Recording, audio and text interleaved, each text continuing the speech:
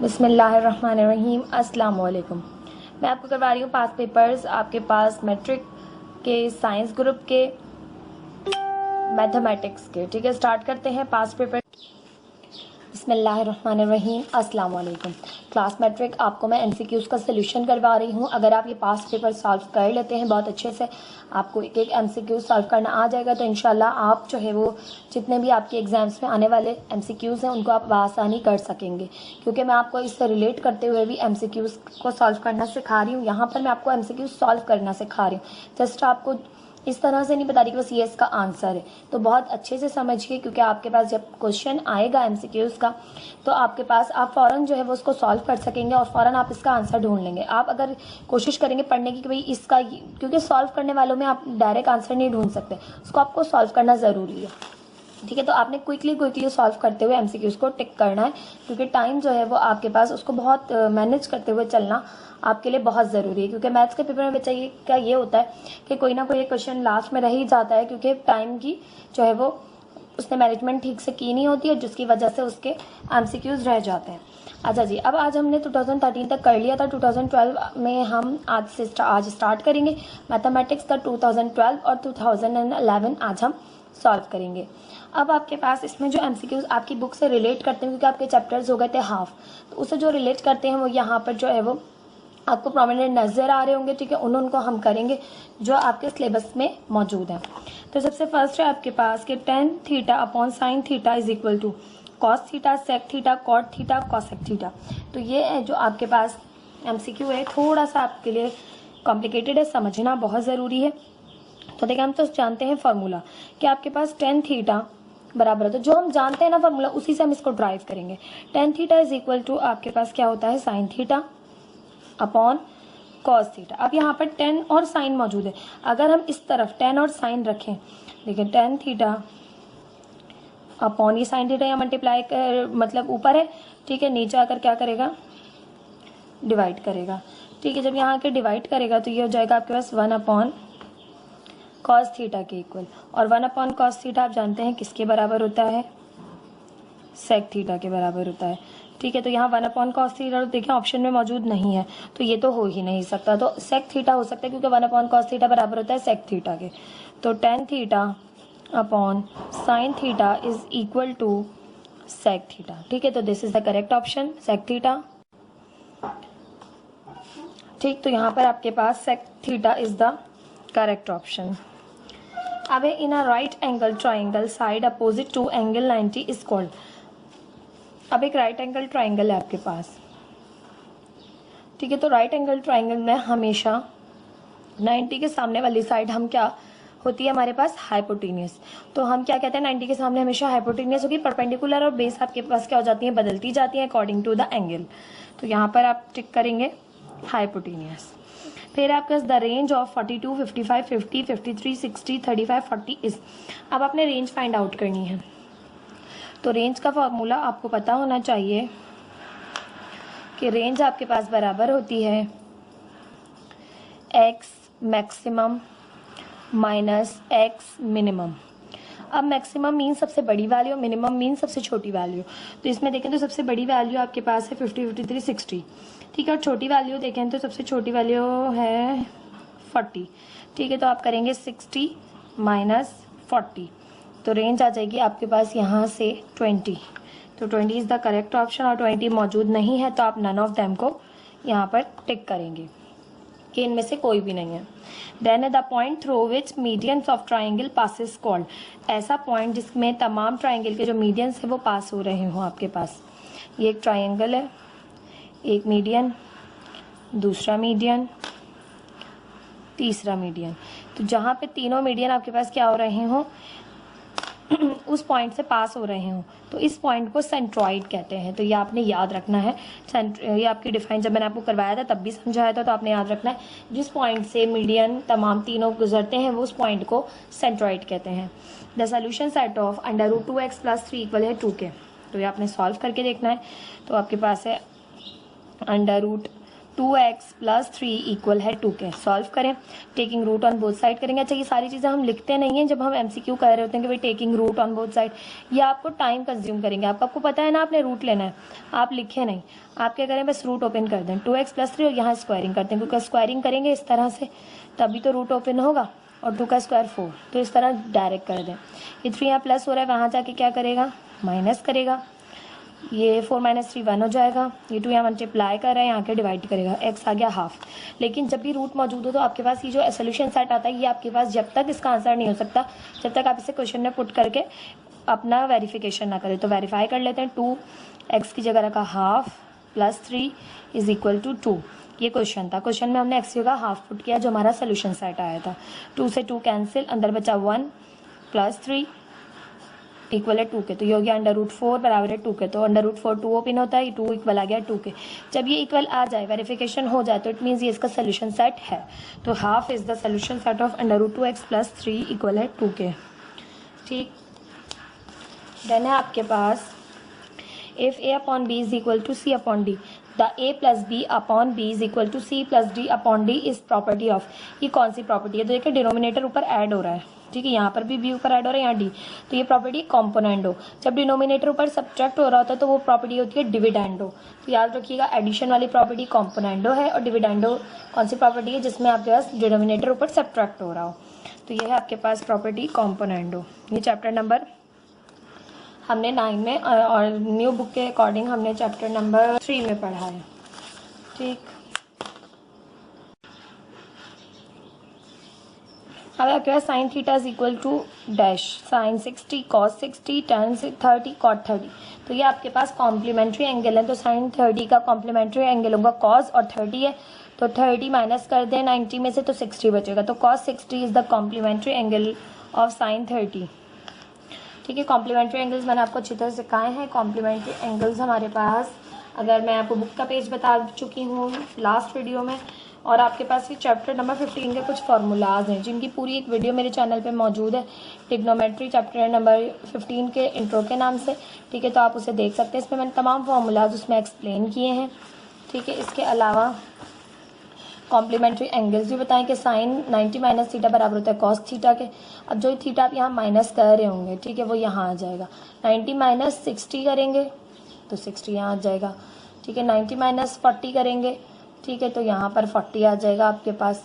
इस तरह से आपके पास ये कॉम्प्लीमेंट्री एंगल्स होते हैं। साइन का कॉस, कॉस का साइन, कॉट का टेन, टेन का कॉट, कॉसेक का सेक और सेक का कॉसेक कॉम्प्लीमेंट्री एंगल होता है। अच्छा, कॉम्प्लीमेंट्री एंगल में ये अलग होते हैं, ठीक है, जबकि रेसिप्रोकल्स में आपके पास ये आपको पता है ये अलग होते हैं। ठीक है, तो आपने बहुत अच्छे से याद रखना कौन किसके साथ पेयरिंग कर रहा है किस वक्त। ठीक, इस तरह से रेसिप्रोकल्स हैं। कुछ और मैंने आपको टेबल भी बनाना बताया है। ठीक है, trigonometric function and their values का पूरा टेबल मैंने आपको बताया है कैसे आपने ड्रॉ करना है पेपर में जाते ही, क्योंकि आपके पास ये चैप्टर नंबर 15 बहुत जो है ना इंपॉर्टेंट चैप्टर है। इससे बहुत क्वेश्चंस जो है एक्सपेक्ट कर रहे हैं कि पेपर में इससे आपके पास मैक्सिमम 2 to 3 क्वेश्चंस तो आएंगे और MCQs भी आ सकते हैं। तो आपने ये टेबल लाजमी जाते ही बना लेना है, मैंने आपको जो है वो ये बनाना सिखाया है। ठीक है, तो अब आपके पास है an angle inscribed in a semi circle is of. अब एक एंगल जो इंस्क्राइब्ड हो सेमी सर्किल के अंदर, तो देखें ये आपके पास एक सर्किल है। ठीक है, अब सेमी सर्किल क्या होता है? सेमी सर्किल मतलब हाफ। तो ये आपके पास यहाँ से और ये यहाँ से, तो एंगल जो इंस्क्राइब्ड बनेगा आपके पास, ठीक है, वो आपके पास हमेशा 90 डिग्री बनेगा सेमी सर्किल का। सेमी सर्किल का इंस्क्राइब्ड एंगल हमेशा 90 डिग्री बनेगा, ये आपने ये चीज़ भी याद रखनी है। नेक्स्ट है आपके पास मीडियन ऑफ 1 3 8 11 15 18 19 इज। आपने इसका मीडियन फाइंड करना है। मीडियन फाइंड करने के लिए सबसे पहले आपने डेटा में एन देखना है कितने, 1 2 3 4 5 6 7, एन है आपके पास 7। तो आपने ऑड वाला फार्मूला करना है मीडियन फाइंड आउट करने का, और ऑड वाला फार्मूला है आपके पास n+1 अपॉन टूथ वैल्यू। ठीक है, अब डेटा को अरेंज करना होता है असेंडिंग ऑर्डर में, तो अरेंज है ये देखिए 1 3 8 11 15 18 19। तो आपने n क्या रखा 7 + 1 अपॉन 2, 7 + 1 आपके पास हो गया है 8, 8 upon tooth value, 8 upon tooth value का मतलब है 4th। ठीक है, फोर्थ वैल्यू, और फोर्थ वैल्यू क्या है आपके पास, कैसे काउंट करिए, 1 2 3 4, 4 पे 11 मौजूद है, तो 11 मीडियन क्या हो जाएगा आपके पास 11। तो यहाँ पर 11 को टिक कीजिए। इस तरह से आपने सॉल्व करते हुए फाइंड करना है। ये था आपके पास ईयर 2012। ठीक है, नेक्स्ट ईयर देख लेते हैं 2011। इसके मल्टीपल चॉइस क्वेश्चन देख लेते हैं। अब आपके पास फर्स्ट जो इसमें है 2011 में, वो है the line touching of a point of a circle is called. ऐसी लाइन जो सर्किल को टच करे एक पॉइंट पर, वो क्या कहलाती है? ऐसी लाइन जो सर्किल को किसी भी एक पॉइंट पर टच करे वो लाइन टेंजेंट कहलाती है। क्या कहलाती है? टेंजेंट। तो tangent is the correct option. If the sum of 10 observation is 125, it's mean is, आपको क्या मालूम करना है? भी सम है कितनी ऑब्जर्वेशन का? 10 ऑब्जर्वेशन का। क्या है सम? 125। तो आपने जो है वो मीन फाइंड करना है। तो मीन आसान है बहुत, X bar is equals to summation X upon N. Summation X भी गिवन है, एन भी गिवन है। तो यहाँ पे एक जीरो है, ऊपर एक डिजिट के बाद डेसिमल लगा दें, 12.5। ठीक, और बच्चों को जिनको सॉल्व करना नहीं आता उनके लिए डिवीजन बॉक्स 125 बनाइए, 10 अंदर रखिए। 10 1 ज़ा 10, 2 में से 0 गए 2 बचे, उनमें से 1 कुछ नहीं, 5 उतारा। ठीक है, 10 2 ज़ा 20, 5 में से 0 गए 5, 2 में से 2 कुछ भी नहीं, डेसिमल लगा के 0 बढ़ाया, 10 5 ज़ा 50, आ गया 12.5। और ये ट्रिक होती है आपके पास के नीचे एक डिजिट यानी एक जीरो है, ठीक है, और 1 है। 1 तो हम शो ही नहीं करते, एक जीरो है तो हमने एक डिजिट बाद डेसिमल लगा दिया। अगर इस तरह से 2 जीरो होते नीचे तो 2 डिजिट बाद डेसिमल लगा देते। इस तरफ से काउंट करते हैं, 1 2 डिजिट डेसिमल प्लेस कर दिया, ठीक है, और नीचे से 100 ख़त्म कर देते हैं, तो 1.25 आंसर आएगा। इस तरह से हम कर लेते हैं। अब आपके पास इसका आंसर आ गया है 12.5। ठीक है, नेक्स्ट है आपके पास इफ स्टैंडर्ड डेविएशन, अच्छा ये वाला रह गया। In a right angle triangle the side opposite to right angles. कह रहा है राइट एंगल ट्राइंगल में जो राइट एंगल की अपोजिट साइड होती है वो क्या है? तो ये राइट एंगल है, तो 90 के सामने वाली साइड हमेशा आपको पता है हाइपोटेन्यूस होती है। Hypotenuse is the correct option. Then if standard deviation of a series is 4। अगर स्टैंडर्ड डेविएशन किसी भी सीरीज की, स्टैंडर्ड डेविएशन को सिग्मा से शो करते हैं, ठीक है, तो स्टैंडर्ड डेविएशन आपसे कह रहे हैं कि किसी भी सीरीज की 4 है तो इट्स वेरिएंसेस, तो वेरिएंस क्या होगा? तो वेरिएंस सिग्मा का स्क्वायर होता है, यानी इस वैल्यू का स्क्वायर कर लेंगे। तो वेरिएंस निकालने के लिए जस्ट हमने सिग्मा का यानी स्टैंडर्ड डेविएशन का स्क्वायर कर लेना है। तो ये आपके पास आ गया 4 4 16। तो वेरिएंस क्या आ जाएगा उस आपके पास सीरीज का? 16। 1 + tan 40 degree is equal to sec square dash. अच्छा, ये यहाँ पर जो है वो रॉन्ग है। ठीक है, किस तरह से रॉन्ग है कि मैं आपको बुक में भी इसका जो है वो रीज़न दिखाऊंगी, और आपके पास मेरे पास एक और 10 ईयर मौजूद है जिसमें हमारे पास यही जो MCQ है वो कुछ इस तरह से दिया गया है कि 1 + tan 45 degree is equal to sec square 45 degree. ठीक है, ये इस तरह से आपको दे दिया गया है। अब आपको इस तरह से दे दिया गया है तो यहाँ पर आपके पास स्क्वायर मौजूद होना ज़रूरी है, वरना ये इसके बराबर नहीं आएगा। मैं आपको ये प्रूफ करके दिखाऊंगी कि कैसे जो यहाँ पर जो वैल्यू होगी वही यहाँ होगी जस्ट, लेकिन यहाँ पर स्क्वायर होना ज़रूरी है। ठीक है, तो क्यों, क्या, कैसे, ये मैं आपको बताती हूँ। ठीक है, इसको पूरा को समझाऊंगी ताकि आपके जो डाउट्स हैं वो इस क्लियर हो जाए, आपके इसको लेकर जो डाउट्स हैं, क्योंकि आपके पास कुछ भी पूछ सकते हैं। ठीक है, क्वेश्चन में कोई भी एंगल दे सकते हैं। तो देखिए बुक में आपके पास एक क्वेश्चन मौजूद है पेज नंबर 225 पर, उसमें आपको क्वेश्चन नंबर एक्सरसाइज 8.2 है और न्यू बुक के हिसाब से, और जो पुरानी बुक है उसमें 15.2 है। सर क्वेश्चन नंबर 5 है वेरीफाई दैट का। ठीक है, उसमें 8 में दिया हुआ 1 + tan square 60 degree is equal to sec square 60 degree. आपने प्रूफ करना है, तो यही आप प्रूफ करेंगे तो आपको पता चलेगा दोनों साइडें बराबर है। अगर ये आपको क्वेश्चन करके दे दिया जाए MCQ में, ठीक है, तो आप कैसे सॉल्व करेंगे कि आपके पास ये इसके बराबर है? तो पहले मैंने ये क्वेश्चन समझा देती हूँ आपको, फिर वहाँ जो आपको 40 डिग्री दिया हुआ है उसके हिसाब से भी समझा देती हूँ। ठीक है, और फिर आपको जो है 45 जो दूसरे 5 ईयर में आपके पास ये क्वेश्चन मौजूद है जो थोड़ा सा अलग है इस वाले 5 ईयर से, तो वो भी आपको समझा देती हूँ। तो देखें पहले इसको प्रूफ कर लेते हैं। अब आपने टेबल बनाया हुआ है जो ट्रिग्नोमेट्रिक रेशियोज का टेबल था, ठीक है, वो आपने बनाया हुआ है, उसको आप सामने रखिए, क्योंकि वैल्यूज़ आपको इतने अच्छे से जो है ना याद रखना मुश्किल हो जाएंगी। तो टेबल आपने बनाया हुआ है, टेबल आपके सामने अपने पास रखिए, लास्ट पेपर के जो है वो पीछे बना लीजिए, कहीं भी बना लीजिए कि आपके पास ये मौजूद हो। अब आपने यहाँ पर सवाल दिया हुआ है 1 + tan square 60 degree is equals to sec square 60 degree. ये तो इक्वल आएगा ही आएगा, ठीक है, क्योंकि तो क्वेश्चन है, आपने लाना ही इक्वल है, ठीक है, प्रूफ करना है।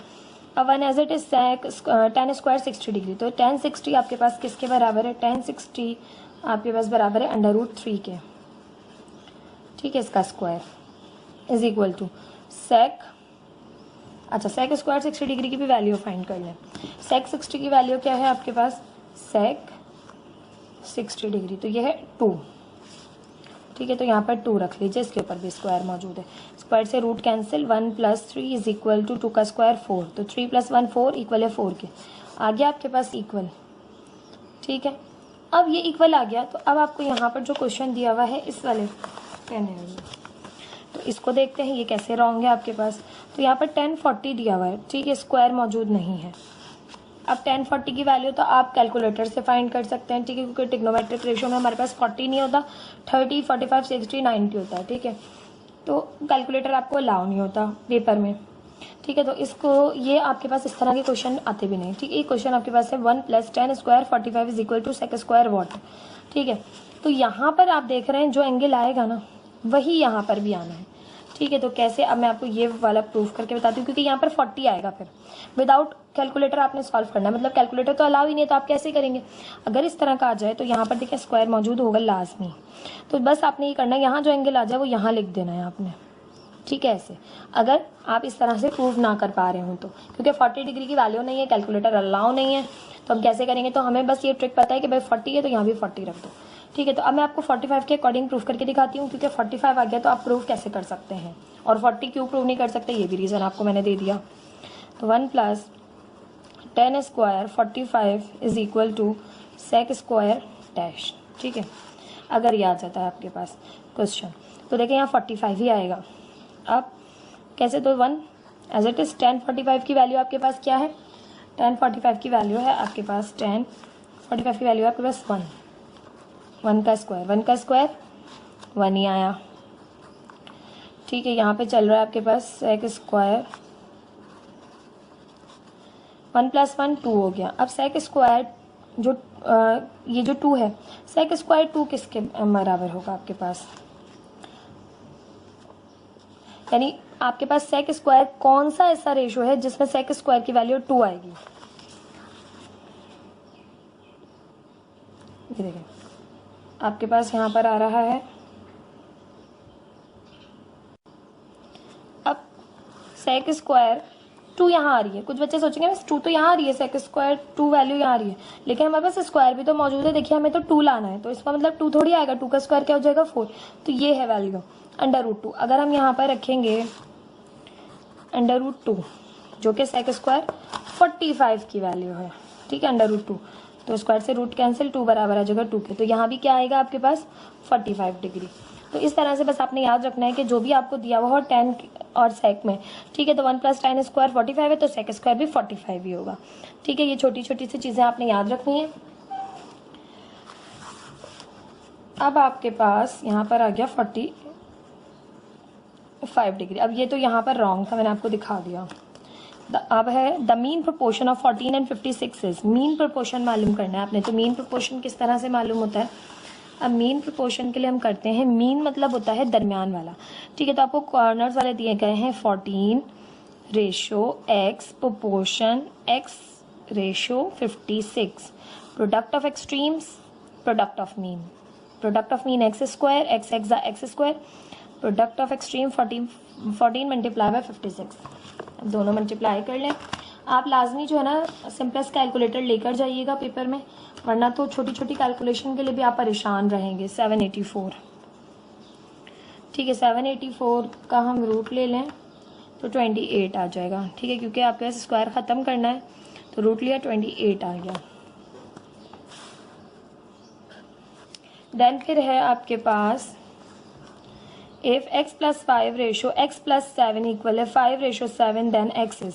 अब आपके पास ये क्वेश्चन सॉल्व होगा, देखें किस तरह के, भाई x plus 5 ratio x plus 7 is equals to 5 ratio 7। Product of extreme, product of mean, तो प्रोडक्ट ऑफ मीन है x plus 7 multiply by 5 is equal to 7, इसको हमने पहले लिख लिया, मल्टीप्लाई बाय x प्लस 5, पहले लिखे बाद में लिखे फ़र्क इतना पड़ता नहीं। 5 अंदर मल्टीप्लाई हुआ 5x प्लस 5 7 ज़ा 35, 7x 7 5 ज़ा 35, प्लस का 35 माइनस प्लस का 35 कैंसिल, इक्वल के दोनों तरफ आप सी वहाँ जाके माइनस करेगा तब भी कैंसिल होगा, डायरेक्ट कैंसिल कर दिया हमने। 5x is equals to 7x। ठीक है, अब आप क्या करेंगे, यहाँ पर आपके पास 7x और ये बराबर है 5x के, तो देखिए यहाँ पर ये किसके साथ आपके पास ये यहाँ प्लस हो रहा है, किसके साथ प्लस हो रहा है, ये 1 के साथ तो हो नहीं सकता, किसके साथ प्लस हो रहा है, 0 के साथ। अब हम ये अज्यूम क्यों करें 0 के साथ, वही 0 के साथ प्लस होगा तो ये यही चीज़ रहेगी, तो वहाँ जाके ये क्या करेगा माइनस, तो 5x minus 7x is equal to 0। इसको माइनस करें तो ये माइनस का 2x इक्वल है 0 के माइनस का 2, यहाँ मल्टीप्लाई कर रहा है, इधर जाके डिवाइड करेगा। ठीक है, तो 0 आ जाए 0.2 0 के बराबर होता है, तो x की वैल्यू आपके पास यहाँ से आ जाएगी 0।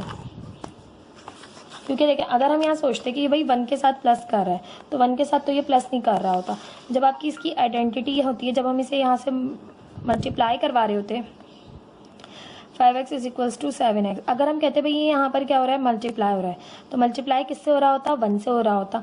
ठीक है, तो ये अगर यहाँ मल्टीप्लाई हो रहा है तो वहाँ जाके क्या करेगा, डिवाइड करेगा। डिवाइड हम ये नहीं कर सकते भाई, ये जाके डिवाइड करे तो x x कैंसिल हो जाएगा, तो ये यहाँ प्लस हो रहा था वहाँ जाके माइनस करेगा और इस तरह से सॉल्व होगा। अब if under root x minus 2 equal है -4 के, then the solution set of x is. अब सॉल्व करेंगे, आपके पास है under root x minus 2 is equal to -4। ठीक है, taking square on both side, क्योंकि भाई MCQ है, जल्दी जल्दी करना है। x माइनस 2 के ऊपर रूट है इसका स्क्वायर -4 का स्क्वायर, स्क्वायर से root cancel, x minus 2 minus minus plus 4 4 16, ये माइनस का 2 उधर जाके हो जाएगा प्लस का 2, तो x आ जाएगा आपके पास यहाँ से 16 प्लस 2 18।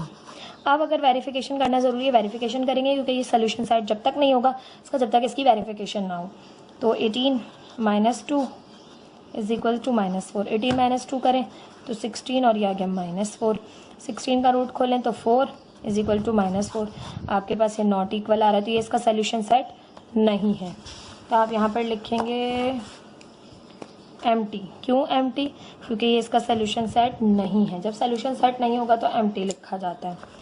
देन फिर है sine 60 degree is equal to 1/2 under root 3/2, 1/√3, 1/√2, तो आपने इस तरह से टेबल बनाया हुआ होगा, आप जल्दी से देख लेंगे साइन 60 डिग्री किसके बराबर है, अंडर रूट 3/2 के। ठीक है, तो फटाफट आप कर देंगे, टेबल बनाने से आपको बहुत फ़ायदा होगा, टाइम बहुत बचेगा आपका। देन फिर आकाश द मीडियन ऑफ 0 2 4 6 8 9 इज। अब इसका मीडियन फाइंड आउट करना है, तो देखिए कितने एन फाइंड करें, सबसे पहले 1 2 3 4 5 6 से आपके पास एन, इट मीन्स के इवन नंबर का फॉर्मूला लगेगा मीडियन का अनग्रुप डेटा का, तो n इज इक्वल्स टू 6, आप जानते हैं फॉर्मूला होता है आपके पास n upon tooth value plus, अच्छा जी हाफ मौजूद होता है शुरू में, half n upon tooth value plus n plus n plus 2 plus divided by tooth value. अब n क्या है 6 है, तो हाफ एज इट इज़ रखा, 6 divided by tooth value plus 6 plus 2 upon tooth value. अच्छा, डेटा का आपके पास अरेंज होना ज़रूरी है, डेटा यहाँ पर अरेंज है असेंडिंग ऑर्डर में, यहाँ पे आ गया 2 1 2 2 3 6, थर्ड वैल्यू 6 प्लस 2 अपॉन 2 2 1 2 2 4 8, 8 है ना ऊपर, 6 प्लस 2 8, तो फोर्थ वैल्यू। अब थर्ड और फोर्थ वैल्यू क्या है, उन दोनों का सम करेंगे, थर्ड वैल्यू है 1 2 3 4, फोर्थ वैल्यू है 6, तो 4 प्लस 6 तो ये हो जाएगा 10। ठीक है, तो ये हाफ मल्टीप्लाई हो रहा है, 2 1 2 2 5 10, आपके पास आ गया 5, median is equal to 5। Then फिर आपके पास है the angle inscribed in a major arc is an angle. अच्छा, जो एंगल इंस्क्राइब्ड होता है ना मेजर आर्क से, वो एक्यूट एंगल होता है, ठीक है, 90 से कम होता है आपके पास मेजर आर्क से बनने वाला एंगल। और angle inscribed minor arc is obtuse angle, यानी 90 से बड़ा होता है। ये बात आपने छोटी याद रखनी। और सेमी सर्किल से बनने वाला इंस्क्राइब्ड एंगल 90 डिग्री होता है टोटल, ठीक है। तो ये छोटी छोटी सी चीज़ें आपने याद रखनी है। ये थे आपके पास 2 ईयर के एमसीक्यूज। आई होप आपको समझ में आए होंगे ये दोनों ईयर भी, और लास्ट में मैंने जितने ईयर्स आपको पास करवाए हैं वो तमाम ईयर्स आपको बहुत अच्छे से समझ आए होंगे। प्लीज़ मेरे चैनल को लाइक कीजिए, सब्सक्राइब कीजिए, अपने फ्रेंड्स के साथ भी शेयर कीजिए। Thank you so much. अल्लाह हाफिज़।